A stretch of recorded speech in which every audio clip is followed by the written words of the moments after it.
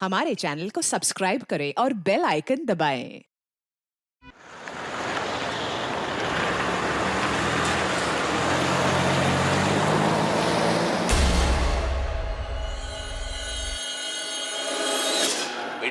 Beat number 16 national highway 6 पर red colour की Innova में 2 डेड बॉडीज पड़ी हैं।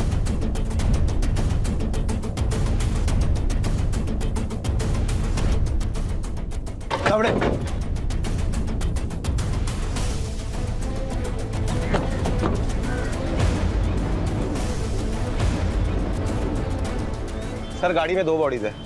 इसके गले पर वार किया गया है और इसके पेट में। हो सकता है मर्डर वेपन चाकू या उस्तरे जैसी कोई चीज हो। चारों तरफ ध्यान से देखो और उनकी गाड़ी और बॉडीज भी चेक करो। हो सकता है इनका आईडी कार्ड या मोबाइल या कुछ पर्स वगैरह मिल जाए। Okay sir. सर ये तो जिंदा है।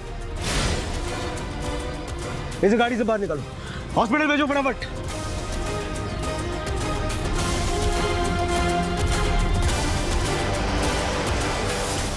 सर हमारे लोगों ने पूरा एरिया छान मारा, लेकिन ना तो मर्डर वेपन मिला है और ना ही कोई ऐसा डॉक्यूमेंट जिससे आइडेंटिफिकेशन हो सके, और ना ही दोनों के फोन बरामद हुए हैं। और लोगों से पूछताछ के बाद ये पता चला है कि किसी ने भी क्राइम होते हुए नहीं देखा और ना ही कोई संदिग्ध गतिविधि।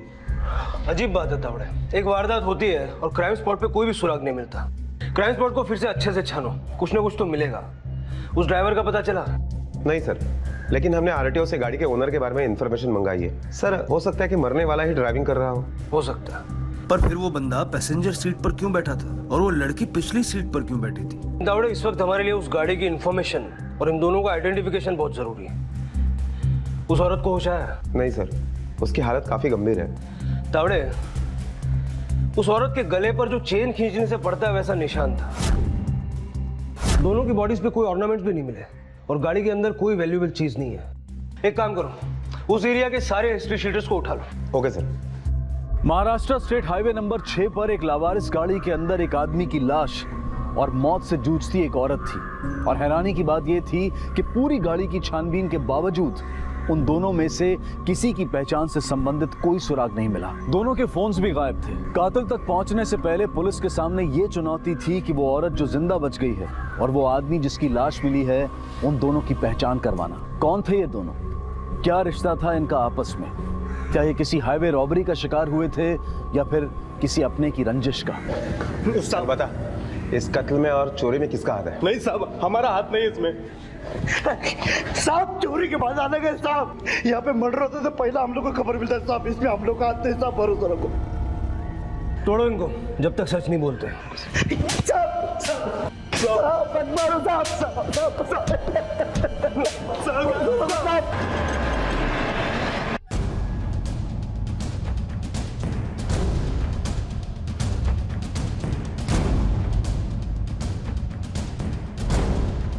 डॉक्टर, पेशेंट की कंडीशन अब कैसी है? सर हम अपनी तरफ से पूरी कोशिश कर रहे हैं, लेकिन घाव काफ़ी गहरा है और रिकवर होने में थोड़ा टाइम लगेगा।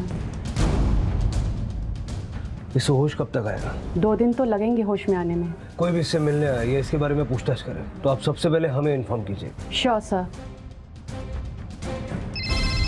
हेलो, हाँ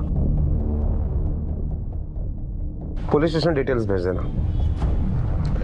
सर आरटीओ से खबर मिल गई है, उस गाड़ी के ओनर का पता चल गया है। उसका नाम जय प्रकाश शर्मा है और वो जय हिंद टूर्स एंड ट्रैवल्स नाम की कंपनी चलाता है।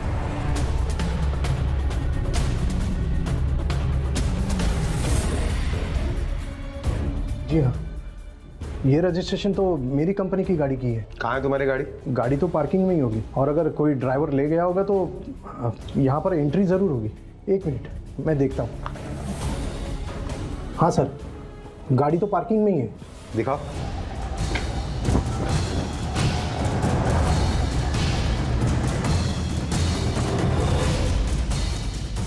कहाँ गई? सर गाड़ी तो यहीं होनी चाहिए थी। तुम्हारी गाड़ी इस वक्त हमारे पुलिस स्टेशन में है। उसमें एक आदमी की लाश मिली है और एक औरत जख्मी हालत में मिली है। कौन से ड्राइवर को लेके भेजा था वो गाड़ी? रजिस्टर में कोई एंट्री नहीं थी तो मुझे लगा यहीं पर होगी गाड़ी। हमारे मुताबिक तो गाड़ी कहीं गई नहीं। इसे जानते हो?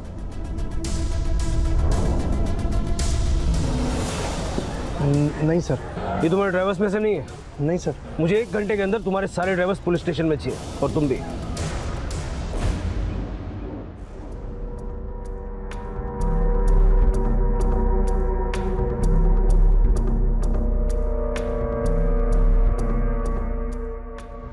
कि तुम्हारे पास 11 ड्राइवर्स हैं, यहाँ तो 9 हैं, बाकी के 2 का है? जतिन और रफीक दोनों यहाँ पर नहीं है सर। जतिन बहुत ही बदतमीज आदमी है, 1 हफ्ते पहले मुझसे लड़ बैठा। और ये दूसरा रफीक? वो 2 दिनों से ये छुट्टी पर है सर। उसके बेटे की तबीयत ठीक नहीं है तो उसे पैसे का इंतजाम करना था, इसलिए गांव चला गया है। इनमें से किसी के पास गाड़ी की चाबी रहती है? नहीं सर, चाबी तो ऑफिस में ही रहती है। बुकिंग होने पर ड्राइवर अपने आप गाड़ी ले जाते हैं। जतिन और रफीक के मोबाइल नंबर और एड्रेस नोट कराओ, और जब तक हम न गए शहर से बाहर मत जाना। फिलहाल जा सकते हो। तावड़े, इन दोनों ड्राइवर के कॉल डिटेल्स निकलवाओ। Yes sir. और उन हिस्ट्री शीटर से कुछ पता चला? नहीं सर, उनकी अच्छी तरह से खातिरदारी की, लेकिन उनका यही कहना है कि ना तो ये काम उन्होंने किया है और ना वो जानते हैं कि ये काम किसने किया है। तावड़े, कहीं ऐसा तो नहीं कि ये सिर्फ चोरी और कत्ल का मामला ना हो, शायद कुछ और भी हो सकता है। अरे साला, दरवाजा तोड़ेगा क्या? इतनी रात में कोई किसी घर पे आता है क्या? अरे यार रुको रुको।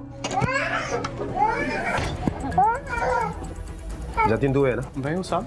क्या हुआ? जैन ट्रैवलिंग कंपनी में तू ही ड्राइवर का काम करता है ना? हाँ साहब, पर जयप्रकाश साहब ने जो कंप्लेंट किया ना साहब, एकदम गलत किया है। मैंने कुछ नहीं किया साहब, कोई घपला नहीं किया। अपन बच्चे की कसम खा के बोलता है साहब। कल दोपहर से अब तक कहाँ था तू? पूरा दिन घर पे ही थे साहब। शाम को मैं बाहर गया था, पड़ोस में मेरा दोस्त लोग रहता साहब, उसके साथ पत्ते खेल रहा था मैं। कितने बजे तक पत्ते खेल रहा था? रात के 2-3 बजे तक साहब। उसके बाद मैं सीधा अपने घर पे आया।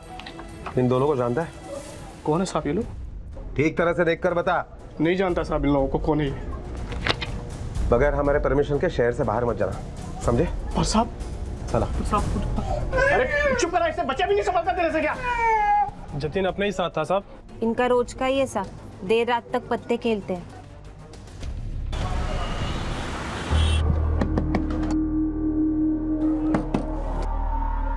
साहब आप?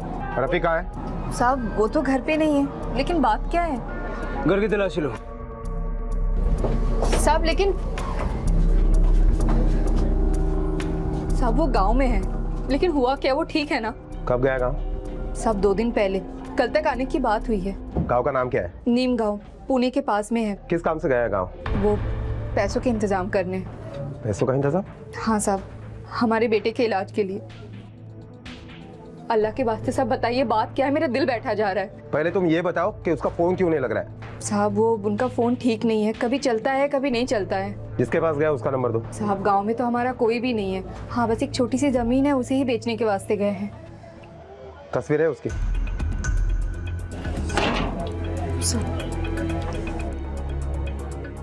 तुम कहीं जाना बता, और रफीक से कुछ भी कांटेक्ट होता है तो तुरंत हमें बताना, और उससे ये मत बताना कि हम उसे ढूंढ रहे हैं, वरना रफीक को ही तकलीफ होगी। जी साहब। चला। सर, मैंने निमगा पुलिस स्टेशन से कंफर्म किया है कि रफीक पिछले 2 दिन से अपने गांव में ही है। एक काम करो, उसकी बीवी से कहो कि उसे किसी तरह वापस बुलाए, और फोन अपने किसी आदमी के सामने ही करवाना। Yes sir. और दीपक के घर से मौका वारदात तक के सारे टोल नाकों का सीसीटीवी फुटेज मुझे चाहिए। Okay sir. हेलो, कहाँ हैं आप? जल्दी आ जाइए घर, अली की तबीयत फिर से बहुत खराब हो गई है। हाँ जल्दी। दवा दिया है मैंने, लेकिन आप आ जाइए, मुझे कुछ भी समझ में नहीं आ रहा है। गाड़ी तो यही है, लेकिन ड्राइवर का चेहरा ठीक से नजर नहीं आ रहा है। जरा ध्यान से देखो, पहचान सकते हो क्या? नहीं साहब। चलो पॉज करो। तावड़े, ये देखो, ड्राइवर के पीछे के हाथ किसका है? सर इस हाथ में चूड़ियां, मतलब ये लड़की है, लेकिन जिस लड़की को चाकू मारा गया था वो तो दूसरी तरफ बैठी थी। एग्जैक्टली। इसका मतलब है कि अब ये ड्राइवर और ये पीछे सीट पे बैठी हुई लड़की, इन दोनों मिसिंग है। सर, रफीक आपसे मिलने आया है। मेरा नाम रफीक है साहब, मुझे आपसे मिलने को कहा था। मेरी वाइफ ने कहा कि आप लोग मुझे ढूंढ रहे थे। क्या हुआ साहब? तुम ड्यूटी पर क्यों नहीं गए थे? मैं गाँव गया था साहब, मुझे पैसों की ज़रूरत थी। ये गाड़ी तुम चला रहे थे? नहीं साहब। इन दोनों को जानते हो? नहीं साहब। हेलो। ओके सर, एक अर्जेंट न्यूज़ है। तुम अभी जा सकते हो, बिना हमारी इजाजत के शहर से बाहर मत जाना। जी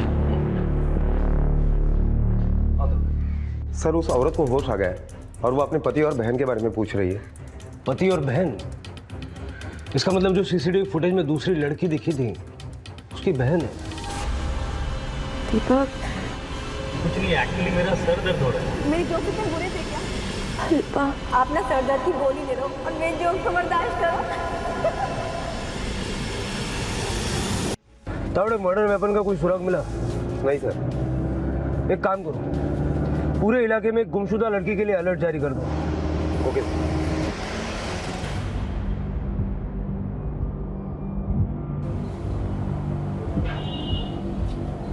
इंस्पेक्टर साहब आए हैं। डॉक्टर जरा 1 मिनट बात करना चाहते हैं। जी जरूर।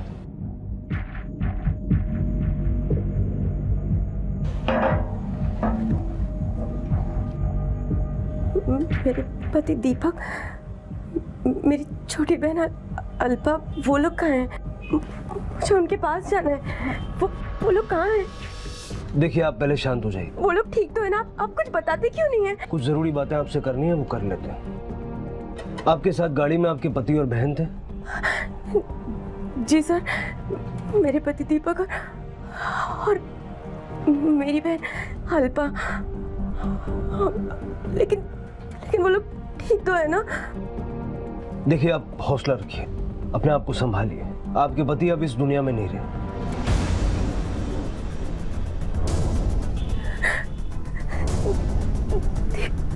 दीपक,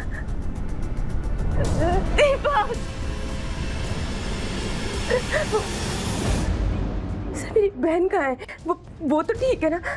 वो लोग, उन्होंने उसे तो कुछ नहीं किया ना? सर उसे बचा लीजिए। वो लोग उसे अपने पास लेकर गए होंगे सर। सर प्लीज मेरी बहन को कहीं से ला दीजिए सर। किन लोगों ने?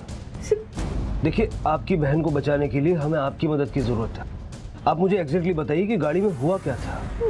सर बहुत दिनों बाद मेरे पति ने घूमने का प्रोग्राम बनाया था। मेरे गांव जा रहे थे काबिल, और फिर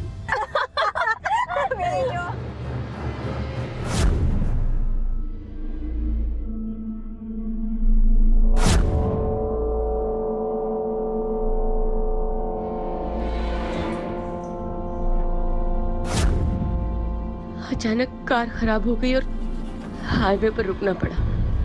क्या हुआ? पता नहीं क्या हुआ, मैं देखता हूँ जरा। गाड़ी गर्म हो गई है बहन जी, मैं पानी लेके आता हूँ। जी जी बिल्कुल, आपके दिमाग की तरह गर्म हो गई गाड़ी। चुप कर। दीपक, तुम्हारा सर दबा दूं क्या? हाँ, दबा दो थोड़ा। जीजू, मैं भी आपका सर दबाऊं क्या? छोड़ो दो। छोड़ो, दीपक, छोड़ो, नहीं, छोड़ो, जीजू।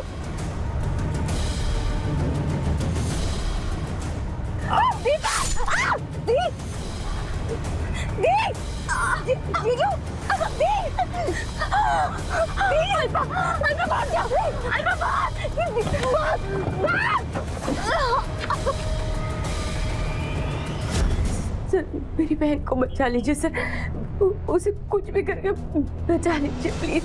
देखिए, आप चिंता मत कीजिए, हम आपकी बहन को ढूंढ लेंगे। आपने उन 2 लोगों में से किसी की शक्ल देखी थी? नहीं सर, उन लोग के चेहरे ढके हुए थे और सब कुछ इतनी जल्दीबाजी में हुआ कि कुछ नहीं पता। मेरी बहन को बचा लीजिए सर। आपके पास आपकी बहन की कोई फोटो है? घर पे होगी। जो ड्राइवर आपको ले जा रहा था उसे आप पहचानती हैं? नहीं सर, गाड़ी मेरे पति ने हायर की थी और वो उनकी पहचान का ही था। उसका नाम रफीक था। क्या हुआ? गाड़ी गर्म हो गई है बहन जी, मैं पानी लेके आता हूँ।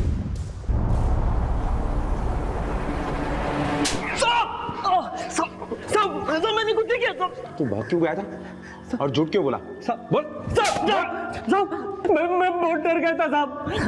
फटाफट बोला है सर, और जो भी बोलेगा सच बोलने का। मैं घर में था साहब, मुझे पैसों की जरूरत थी इसलिए मैं गांव जाने की तैयारी कर रहा था साहब।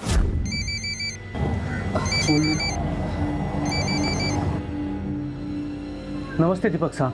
रफीक यार, गाड़ी चाहिए। साहब मैं गांव जा रहा हूँ। रफीक यार, काबिल गावी जाना है, रात तक वापस आ जाएंगे। लेकिन साहब। रफीक यार प्लीज मना मत कर, बहुत जरूरी काम है। ठीक है, ठीक है मैं आता हूँ। अल्लाह कसम साहब, मैंने कुछ नहीं किया, मैंने किसी की जान नहीं ली साहब। मुझे पैसों की जरूरत थी, इसलिए मैंने सोचा कि गांव एक दिन देर से चला जाऊंगा। वैसे भी दीपक साहब बहुत दिलदार इंसान थे, वो अलग से काफी पैसे देते थे मुझे। फिर तूने वहां से गाड़ी उठाई, वहां तेरी एंट्री क्यों नहीं? अब मैं ऑफिस गया था तब ऑफिस खुला नहीं था साहब। मेरे पास एक डुप्लीकेट चाबी थी जो मैंने बनवा ली थी। मैंने सोचा कि मालिक को पता लगा तो ठीक, वरना सारा पैसा मुझे मिल जाएगा और कमीशन भी नहीं देना पड़ेगा। तो इस तरह तूने दीपक, आभा और उसकी बहन को गाड़ी में बिठाया, रास्ते में दीपक का खून किया, आभा की जान लेने की कोशिश की, उनको लूटा और उसकी बहन को गायब कर दिया। कहाँ रखा है उसकी बहन को? क्या किया उसके साथ? नहीं साहब, मैंने कुछ नहीं किया साहब, कसम से मैंने कुछ नहीं किया साहब। साहब हम हाईवे पे थे, एक दूसरे के साथ सब लोग अच्छी तरह से बात कर रहे थे साहब, सिर्फ दीपक साहब थोड़े चुप थे साहब। अल्पा प्लीज। जीजू आप चुपचाप क्यों बैठे हो? क्या हुआ, मेरे जोक्स बहुत पकाऊ थे क्या? अरे कुछ नहीं, एक्चुअली मेरा सर दर्द हो रहा है। क्या हुआ? मैं जरा जाके आता हूँ। साहब मैं हल्का होने के लिए झाड़ की तरफ बढ़ा, उतने में मुझे एक आदमी के चीखने की आवाज सुनाई दी। मुझे लगा वो होगा कोई, फिर एक औरत की चीखने की आवाज सुनाई दी साहब मुझे। मैं फौरन वहां से भागकर गाड़ी के पास गया और मैंने देखा तो दीपक साहब के गले से खून बह रहा था और मैडम के पेट से। ये सब देखकर मैं बहुत डर गया साहब और मैं सीधा भागते हुए घर चला गया साहब। मेरी गलती सिर्फ इतनी थी कि मैंने बिना पूछे गाड़ी ली थी साहब। छोड़ दीजिए साहब, छोड़ दीजिए मुझे, मैं गाँव नहीं गया तो मेरे बच्चे का इलाज रुक जाएगा साहब। अंदर डालो इसको। साहब मैंने कुछ नहीं किया साहब, मैंने कुछ नहीं किया साहब। बच्चे का नाम अली है, बहुत ही गरीब परिवार से, उसकी किडनी में प्रॉब्लम है। अगर आपकी एनजीओ उसके इलाज का खर्चा उठाएगी तो बच्चे की जिंदगी बच जाएगी। उसकी सारी डिटेल्स हम आपको प्रोवाइड करते हैं। सर अब चिंता मत कीजिए, इस बच्चे का इलाज का खर्चा हमारी एनजीओ उठाएगी। Thank you.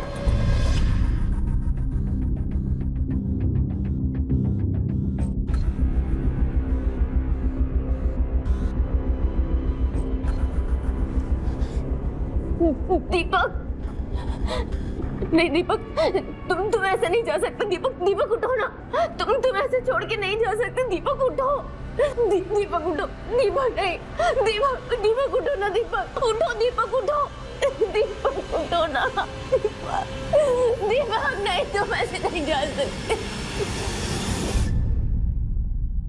सर, दीपक के पोस्टमार्टम रिपोर्ट से पता चल रहा है कि उसके गले पर एक ही वार किया गया है, वो भी किसी तेज धार वाले चाकू से, और आभा के पेट में भी इसी तरह से वार किया गया है, लेकिन अब तक मर्डर वेपन बरामद नहीं हुआ है। तावड़े रफीक ने कहा कि उसने गाड़ी हल्का होने के लिए रोकी थी। मैं जरा जाके आता हूँ। जबकि आभा ने ये कहा कि गाड़ी खराब होने की वजह से रुकी। अचानक कार खराब हो गई और गाड़ी गर्म हो गई है बहन जी, मैं पानी लेके आता हूँ। इन दोनों में से कोई तो झूठ बोल रहा है। सर, रफी के बारे में हमने सारी इन्फॉर्मेशन निकाली, उसके पड़ोसियों से, रिश्तेदारों से, दोस्तों से पूछताछ की। सभी का कहना यही है कि रफीक एकदम शरीफ आदमी है और अपने परिवार से काफी प्यार भी करता है। इसका मतलब वो अपने परिवार के लिए कुछ भी कर सकता है और उसे अपने बच्चे के इलाज के लिए पैसों की भी जरूरत थी। हो सकता है उसका इरादा किसी को मारने का न रहा हो, लेकिन प्लान गलत गया और दीपक की जान चली गई। सर, आभा ने कहा कि उनके ऊपर 2 लोगों ने हमला किया और जिन्होंने चेहरे पर कपड़ा बांधा था। सर, हो सकता है कि रफीक ने हल्का होने का बहाना बनाया हो और उनमें से एक रफीक खुद हो और एक उसका दोस्त। लेकिन आभा की बातों पर भी आंख बंद करके विश्वास नहीं किया जा सकता। दोनों में से कोई एक तो झूठ बोल रहा है। अब मुझे ये समझ नहीं आ रहा कि आभा क्यों झूठ बोले। इस आभा की पूरी कुंडली निकालो और उस रफीक के बैंक डिटेल्स भी निकालो। Okay sir. बहुत अच्छे लोग थे तीनों, कभी किसी से कोई झगड़ा नहीं, लड़ाई नहीं।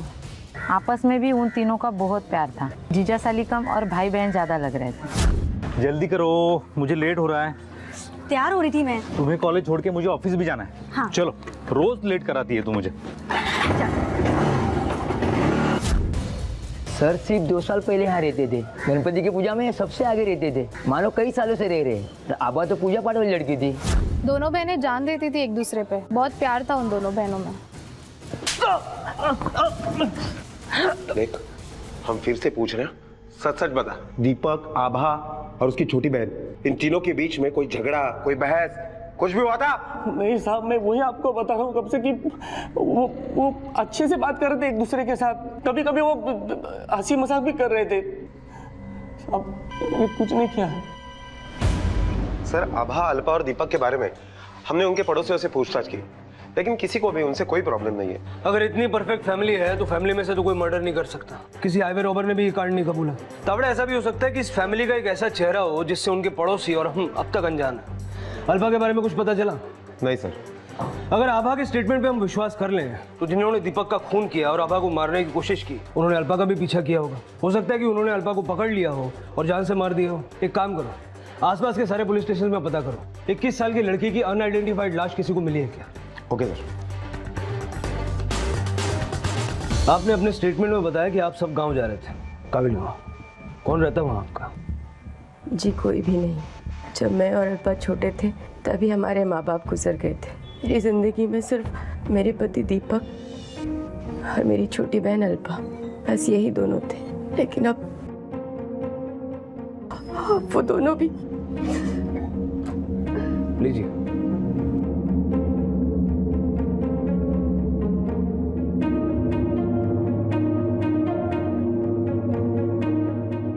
बहुत दिनों के बाद दीपक ने घूमने का प्रोग्राम बनाया था सर। वो हमारा गांव देखना चाहता था, वो गलियां देखना चाहते थे जहां हम खेलते थे, जहां हम पैदा हुए थे, हमारा स्कूल, हमारा। आपकी और दीपक की शादी कब हुई? 3 साल पहले। मेरी जिंदगी में दीपक के आने से पहले शादी का कोई इरादा नहीं था सर। मैं अपनी बहन अल्पा के साथ बहुत खुश थी अपनी जिंदगी में, लेकिन दीपक इतने अच्छे इंसान थे कि मुझे अपना फैसला बदलना पड़ा। दीपक जितना प्यार मुझसे करते थे उतना ही ख्याल मेरी बहन अल्पा का रखते थे। लेकिन अब सब कुछ खत्म हो गया। तावड़े, ये फैमिली सिर्फ अपने बचपन की यादों को ताज़ा करने के लिए अपने गांव जा रही थी। ये बात मुझे कुछ अजीब सी लगती है। आभा की बातों पर विश्वास करने से पहले मुझे लगता है उसके गांव जाके पूछताछ करनी चाहिए। हमें आज ही काबिल गांव जाने के लिए निकलना होगा।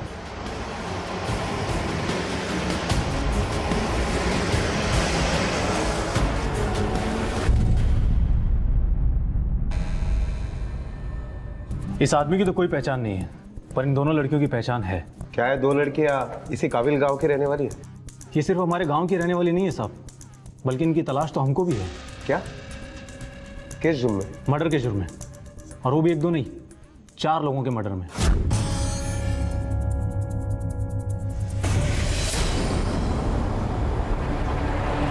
काबिल गांव की पुलिस के इस खुलासे ने थाने पुलिस को असमंजस में डाल दिया था। पुलिस अब तक आभा को एक विक्टिम मानकर चल रही थी, लेकिन ये जानकारी चौंका देने वाली थी कि आभा और अल्पा 4 साल पुराने कत्ल के जुर्म में फरार हैं। पुलिस को अब इस केस को बिल्कुल अलग नजरिए से देखना पड़ रहा था। आभा ने अपने माँ बाप के बारे में पुलिस से झूठ बोला था, और जैसे जैसे इन्वेस्टिगेशन आगे बढ़ रही थी, आभा एक विक्टिम की बजाय गुनहगार लगने लगी थी। मुझे इन दोनों का मुंह भी नहीं देखना है साहब। ये लोग 4 साल पहले मर चुके हैं हमारे लिए। अरे बाबा, फेंक दो इन मनुष्य की तस्वीर। क्या देख रहे हो आप इसको? हाँ, फेंक दो उन्हें। उछल उछल उछल ना। जितना पूछा गया उतने जवाब दे, समझा ना? ऐसा क्या हुआ था कि आप अपनी बेटियों से इतनी नफरत करते हैं? साहब, अल्पा की कुछ भी गलती नहीं, वो आभा ने उसे फुसलाया होगा। मैं कसम से बोल रहा हूँ ना। कहते हुए भी शर्म आती है साहब। पूरे गांव में न जाने कितने लोगों से इसने संबंध बना कर रखे थे। साहब, जब मुझे पहली बार मालूम पड़ा था मैंने विश्वास नहीं किया था। वज्रेश्वर, काय बोलते तू? अरे वो मेरी बेटी है। अरे दादा, इसलिए तो मैं तुम्हें बता रहा हूँ, पूरा गांव बातें कर रहा है। तुम्हारी ये आभा न जाने किस किस के साथ में क्या क्या करते रहती है। क्या? अरे वो अपना सुहास है ना, सचिदानंद का लड़का, उसके साथ में उसकी कोठरी में जाते समय देखा मैंने। क्या क्या बोल रहे हैं? मैं तो बता भी नहीं सकता कि वहां मैंने क्या देखा। पर चुप कर। हाँ, काय बघितलंस तू? हाँ, सांग मला काय बघितलंस? आभा तू चुप कर। काय चुप कर बाबा? ये आदमी कुछ भी बोल रहा है, लोग सुनते जा रहे। अरे निकल मेरे घर से बाहर, निकल यहाँ से, निकल। साहब, वज्रेश्वर को आभा ने धक्के मारकर निकाल दिया, पर मैंने जब असलियत देखी तो पैरों के नीचे से जमीन निकल गई। मैं भगवान से प्रार्थना करता हूँ साहब कि इस पूरी दुनिया में किसी बाप को वो न देखना पड़े जो मैंने देखा। वो आभा और चक्रधर।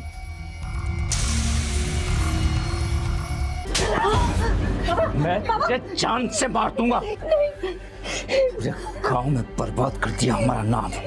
साहब मैंने सोचा कि वो अपनी हरकतों से बाज आ जाएगी, पर मेरे थप्पड़ का भी कोई असर ही नहीं हुआ उसके ऊपर। साहब उसके इन हरकतों की वजह से पूरे गांव में बदनामी हो रही थी हमारी। फिर एक दिन सरपंच जी का बुलावा आया। देखो भाइयों, नंद किशोर की बेटे आबा का कहना है कि दीप नारायण के बेटे उल्लास ने उसके साथ बलात्कार करने की कोशिश की है, लेकिन पूरा गांव जानता है उल्लास की उम्र ही क्या है। इस लड़की से कम 4 साल छोटा है, लेकिन जो भी इस बात से सहमत है कि लड़की सच बोल रही है, अपनी अपनी मंजूरी दे दे। उल्लास तो एक बच्चा है, इस लड़की का ही चरित्र खराब है।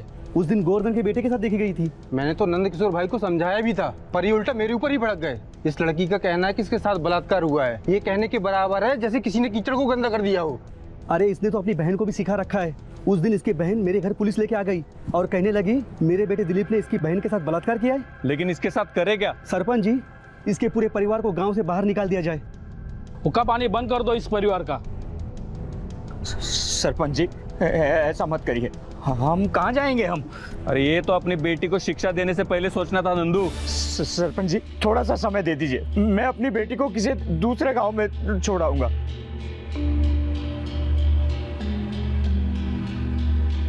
ठीक है नंदू, हम तुम्हें 1 हफ्ते का समय देते हैं। इस 1 हफ्ते में अपनी बेटी का इंतजाम तुम किसी दूसरे गांव में करो, नहीं तो पूरे परिवार का बहिष्कार किया जाएगा। तुम्हारे पूरे परिवार के साथ कोई किसी तरह का संबंध नहीं रखेगा, ना कोई किसी प्रकार का लेन देन करेगा। सर पूरा गांव हमारे खिलाफ हो गया था, कोई भी उससे शादी नहीं करना चाहता था। हम लोगों ने जैसे तैसे दूर के गांव में आभा की शादी तय की, पर उस रात जब मैं उसे ये बात बताने के लिए गया तो आभा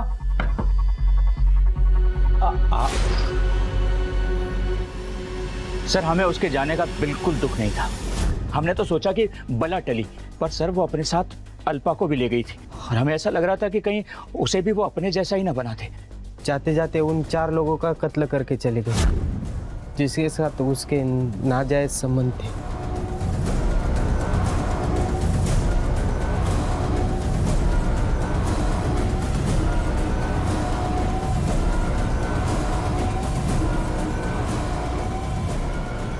हमारे लिए दोनों मर चुकी हैं। आबा ने भी यही बयान दिया कि उसके माँ बाप मर चुके हैं। सही बोला सर, पर अब कौन सा कांड कर दिया उसने कि आप लोग मतलब पुलिस उसे ढूंढ रही है?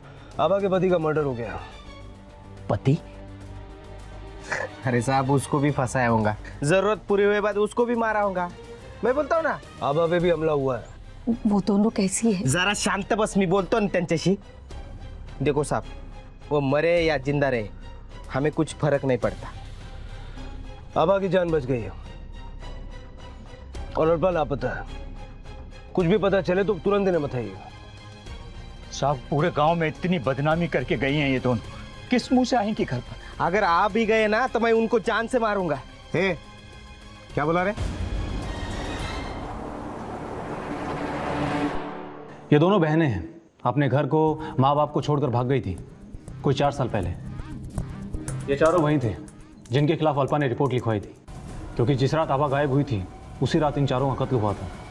आपको क्या लगता है आभा अकेली इन चारों का मर्डर कर सकती है? ज़रूर सर, क्योंकि चारों शराब के नशे में थे और पोस्टमार्टम रिपोर्ट के हिसाब से चारों ने इतनी शराब पी रखी थी जिसके बाद में किसी का होश में रहना मुमकिन नहीं था। एक बात है जो समझ में नहीं आ रही, वो ये कि शहर में सब लोग आभा और अल्पा की तारीफ करते थकते नहीं, और यहाँ पर सारा गांव उनकी सिर्फ बुराई कर रहा है। इसका मतलब या तो वो शातिर है या फिर शिकार।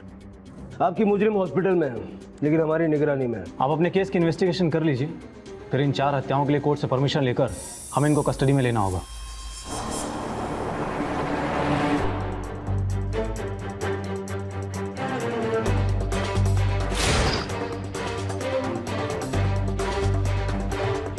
सुनो सिस्टर, ये पेशेंट का है? सर वो बाथरूम गई है। बाथरूम का? या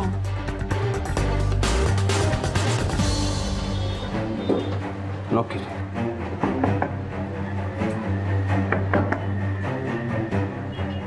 लगता है तोड़ना पड़ेगा।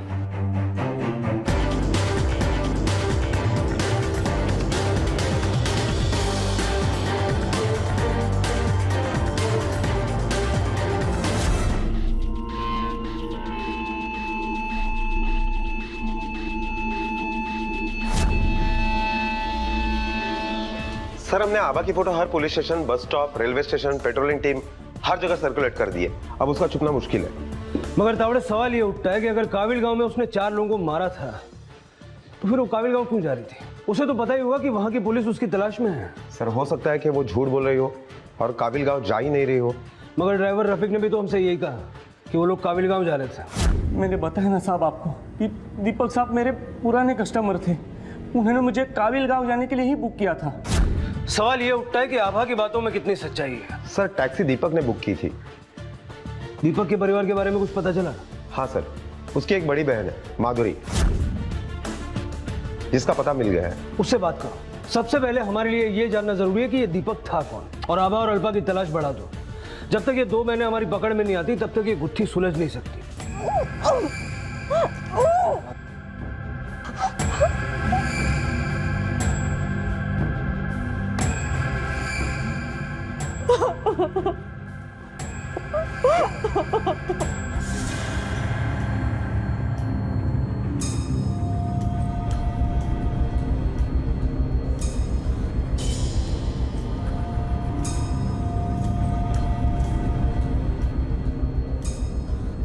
मतलब क्या क्या?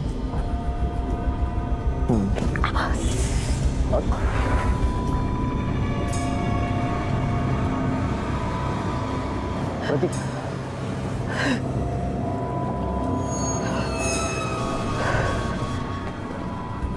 दीदी आप ठीक हो ना?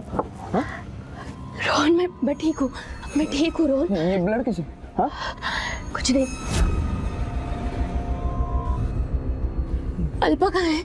मैं भी आपसे यही पूछने वाला था कि अल्पा कहाँ पे? मतलब अल्पा तुम्हारे पास नहीं आई? अल्पा जा, भाग, टाइम नहीं है, रोहन के पास भाग जा। रोहन तुम सच कह रहे हो? अल्पा तुम्हारे पास नहीं आई? दीदी मैं झूठ क्यों बोलूं? मैं नहीं झूठ बोल रहा हूँ। चलो आपको डॉक्टर के पास जाना चाहिए, बहुत ब्लड जा रहा है। मुझे कहीं नहीं जाना है, मुझे कहीं नहीं जाना है।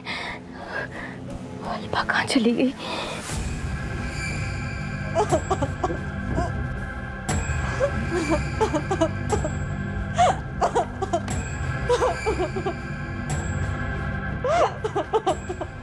सर हम लोग एक इज्जतदार खानदान से, मेरे पिता टीचर है, मेरी माँ भी। एक दिन दीपक ने मुझे बताया कि उसे एक लड़की से प्यार हो गया। मैं बहुत खुश थी, लेकिन जब उस लड़की की सच्चाई का पता चल गया तो हम सब चौंके। कैसी सच्चाई? सर आभा डांस बार में नाचने वाली लड़की थी और बाबा ने साफ इनकार कर दिया इस रिश्ते के लिए। मगर इसमें क्या बुराई है बाबा? बुराई क्या है? अरे बाजार में नाचने वाली लड़की को घर लेके आया है तू और पूछ रहा है बुराई क्या है? बाबा डांस बार में नाचना इसकी मजबूरी थी। ये भी बहुत अच्छे खानदान की लड़की है। अपने माँ बाप के गुजर जाने के बाद अपनी बहन की पढ़ाई लिखाई करने के लिए इसको डांस बार में नाचना पड़ा। देखो अगर सोशल वर्क ही करना है ना तो डोनेशन देते हैं ना, लेकिन मैं इसे अपने घर की बहू नहीं बनाऊंगा। बाबा ये इसी घर की बहू बनेगी। तो तेरे लिए इस घर के दरवाजे बंद रहेंगे। चल निकल जा बाबा, निकल जा। बाबा चलो आभा। भाई दीपक बेटा रुक। नहीं माँ, नहीं भाई, नहीं मारू। नहीं भाई। सो उस दिन दीपक घर से बाहर गया, वो वापस आया ही नहीं। मैं 2-3 बार उसे मिली थी, उसे समझा,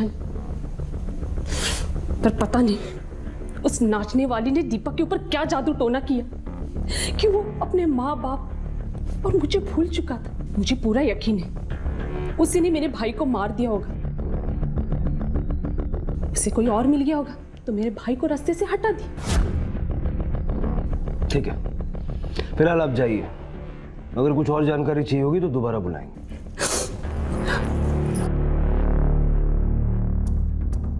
तावड़े, अगर इसकी माने तो आभा की जिंदगी में कोई नया आ चुका था और अपने इस नए आशिक के साथ मिलकर उसने दीपक को रास्ते से हटा दिया। हो सकता है। आभा का ट्रैक रिकॉर्ड भी यही कहता है। उसके गांव में भी उसके ऊपर 4 कत्ल करने का इल्जाम है, और वो भी 1-2 नहीं, 4 लोगों के मर्डर में। और वो लोग भी आभा के प्यार में ही पड़े थे। लेकिन इस बार तो आभा को भी चाकू लगा है। हो सकता है उसने खुद ही को चाकू मार लिया हो ताकि उस पर कोई शक न करे। तावड़े, जब तक ये आभा और अल्पा हमें मिल नहीं जाते ना तब तक हम सिर्फ अटकलें लगा सकते हैं। इस आभा के कॉल रिकॉर्ड से चेक करो वो किस किस के टच में थी, और वो जहाँ काम करती थी उस बार में भी जाओ, वहां भी पता करो। Okay sir.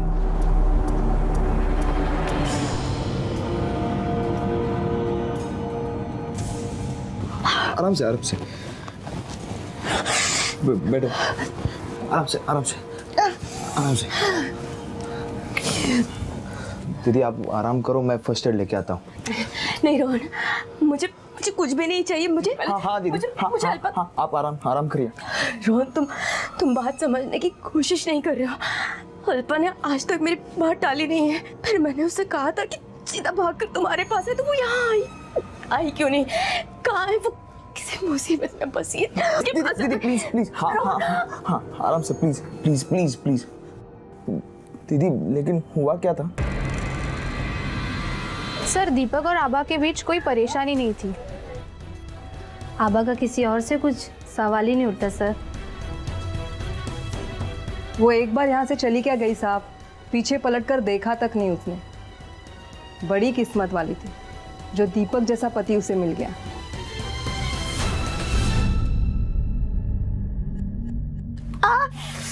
आराम से। हाँ दीदी, कौन लोग थे वो? मुझे नहीं पता कौन थे, कहाँ से आए थे।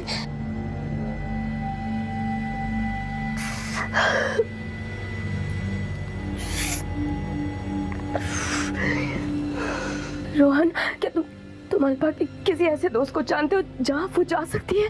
नहीं दीदी हमें डॉक्टर के पास चलना चाहिए। नहीं रोहन, मुझे भी कहीं नहीं जाना है। मुझे अभी अल्पा को ढूंढना है। और अगर मैं वहाँ हाँ दीदी, ठीक है, हम दोनों मिलकर उसे ढूंढते हैं, लेकिन प्लीज अभी आराम करो प्लीज। मैं आपके लिए दवाई लाता हूँ और कपड़े भी। प्लीज आप आराम कीजिए प्लीज। हाँ सर, हमने आभा के कॉल रिकॉर्ड्स निकलवाए, जिससे पता चला है कि वो 3 नंबर पर रेगुलर कॉल किया करती थी, दीपक, अल्पा, और तीसरा नंबर किसी रोहन के नाम पर रजिस्टर्ड है। हम दीपक के बारे में काफी कुछ जानते हैं, आभा के बारे में भी जानते हैं, लेकिन अल्पा, हो सकता है ये मामला घर का ही हो। शायद दीपक और अल्पा के बीच में कुछ रहा हो, उसी ने ये सब कुछ किया और इसीलिए भाग गई। शायद आभा अपनी बहन को बचाने के लिए झूठ बोल रही हो। इस अल्पा के बारे में पता करो, उसके जन्म से लेकर के लापता होने तक की सारी कहानी पता करो, और ये रोहन कौन है ये भी पता करो, और ये भी पता करो कि उसका आभा के साथ क्या संबंध है। Okay sir.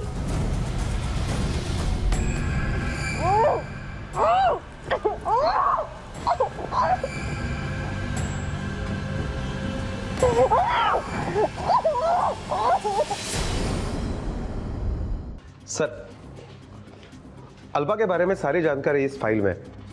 बहुत ही खुशमिजाज और हंसमुख लड़की थी, और सर उसके भी कॉल रिकॉर्ड में ये रोहन का नंबर मिला है। ये वही रोहन है क्या जिसका आभा के कॉल रिकॉर्ड में भी जिक्र हुआ था? हाँ सर, और इस रोहन और अल्पा के बारे में पूरा कॉलेज जानता है। अल्पा के मोबाइल से उसकी फैमिली और फ्रेंड्स के अलावा खास करके इस रोहन के मोबाइल पर काफी बार फोन किया गया है। इस रोहन का एड्रेस मिल गया है सर। लगता है रोहन का इस फैमिली में काफी आना जाना था। ये हमें कोई अंदर की इंफॉर्मेशन दे सकता है। बुलाओ इसको। Okay sir.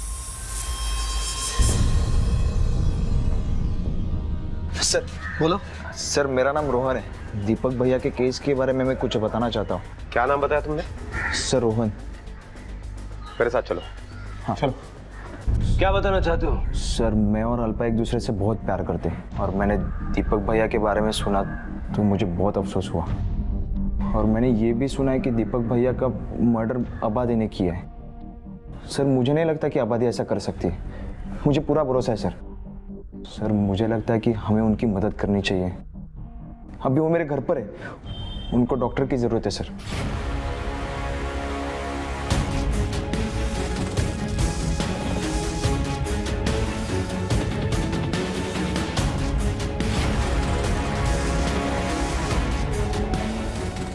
आभा दीदी, आभा दी, आभा दीदी, आभा दीदी, आभा दीदी।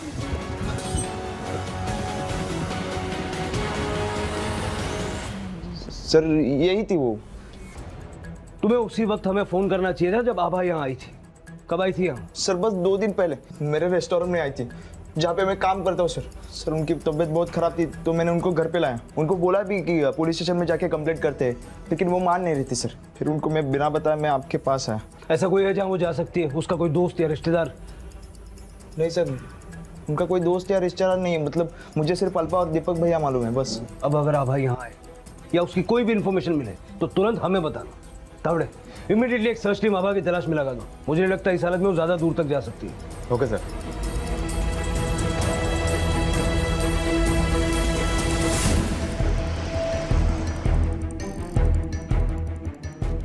रेस्टोरेंट का ओनर कौन है? हाँ सर, मैं हूँ। क्या बात है?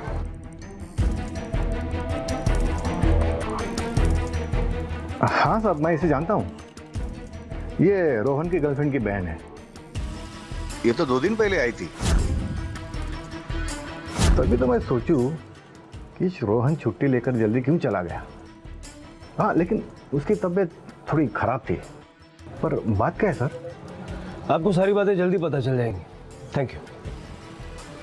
तावड़े, ये तो कंफर्म हो गया कि आभा रोहन से मिलने आई थी, यानी अल्पा ने रोहन के साथ मिलकर कुछ किया हो। ये पॉसिबिलिटीज कम है।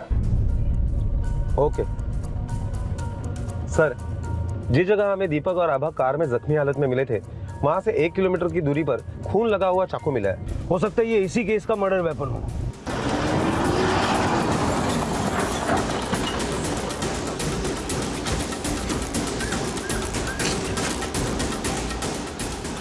यही है साहब, जैसे मैंने चाकू पे खून का दाग देखा वैसे 100 पर फोन कर दिया। आपने चाकू को छुआ तो नहीं? नहीं साहब, हाथ नहीं लगाया। पाटिल सर, एविडेंस बैग मध्ये घ्या आणि फॉरेन्सिकला पाठवा। Okay sir.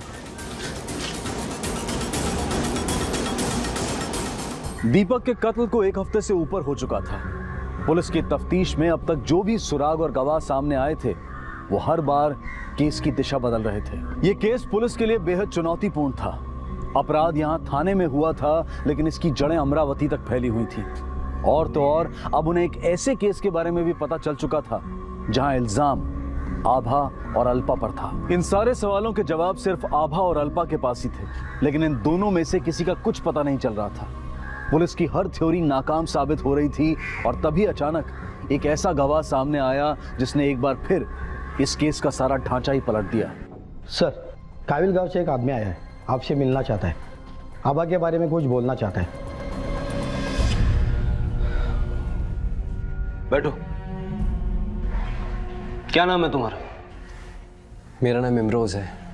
मैं काबिल गांव का रहने वाला हूँ। दरअसल जब आप लोग गांव आए थे तो मैं गांव में नहीं था। फिर आभा के बारे में पता चला तो मैं यहाँ आया। क्या बताना चाहते हो आभा के बारे में? सर, मैं आभा से प्यार करता हूँ और हमेशा से उससे प्यार करता रहा हूँ। अभी तक आप लोगों ने आभा के बारे में जो कुछ भी सुना है वो सब झूठ है। सच क्या है मैं आपको बताता हूँ। बस मेरी आप लोगों से इतनी गुजारिश है कि मेरी आभा को ढूंढ निकालिए, क्योंकि वो कितनी भी हिम्मत वाली क्यों ना हो, इस वक्त शायद अकेली होगी। आखिर आभा कहां गायब हुई थी और अल्पा किसकी कैद में थी? पुलिस की तहकीकात में उन्हें आभा कभी विक्टिम तो कभी मुजरिम लग रही थी। आभा के परिवार वाले और काबिल गांव के लोगों को छोड़कर थाने में आभा के घर के आसपास रहने वाले सभी लोगों ने आभा की बहुत तारीफ की थी। लेकिन हालात आभा को संदिग्ध बना रहे थे। उसका पुलिस से झूठ बोलना, हॉस्पिटल से भाग जाना, सब उसके खिलाफ जा रहा था। और तब इमरोज सामने आया, काबिल गांव का एकमात्र ऐसा शख्स जिसने ये कहा कि आभा की सच्चाई वो नहीं है जो गांव वालों और उसके परिवार ने बताई है। तो फिर सच क्या था? आभा और अल्पा को अपने गांव से क्यों भागना पड़ा? और आभा के बारे में वो क्या बातें थीं जो सिर्फ इमरोज जानता था और कोई और नहीं? या फिर जानते सब थे पर बोलना नहीं चाहते थे? इन सारे सवालों के जवाब और इस कहानी का आदि और अंत हम आपको दिखाएंगे कल रात इस केस के दूसरे और आखिरी भाग में। जुर्म, सच्चाई और सबक की ये जो किश्तें एक लंबे अरसे से हमने आपस में साझा की हैं, वो अब आपको मेरे साथ अगले हफ्ते देखने को मिलेंगी रात 11 बजे। अब मैं अनूप सोनी आपसे विदा लेता हूं, फिर मुलाकात होगी। तब तक अपना और अपने परिवार का ख्याल रखें और देखते रहें क्राइम पेट्रोल डायल 100। सबक एक को, सीख हम सबको। जय। For more updates, subscribe to our channel, click the show links and enjoy watching the videos.